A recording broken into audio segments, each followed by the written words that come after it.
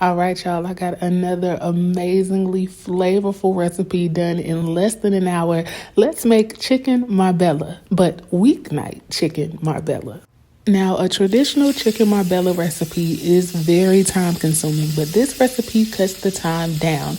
This recipe also isn't as sweet as your traditional chicken marbella, but if you do want that same sweetness, just do 3/4 cups of brown sugar instead of the 1 tablespoon that I do in this recipe.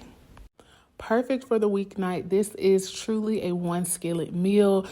It is not a lot of cleanup. I just have a lot of extra utensils because of filming, trying to get everything done very quickly.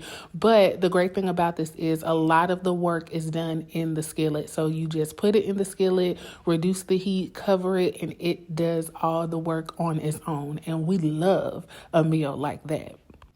Make sure that you like, follow, and share. And also make sure you check out the caption because the full recipe will be listed there. Not only is this a great weeknight dinner, but I think that this is also a great show-stopping dinner if you're having guests. Of course, you would need to increase the quantity of the chicken thighs and how much of the ingredients you use to make the sauce. But when I tell you this was a showstopper, even my 17-month-old niece kept asking, More. She wanted more chicken.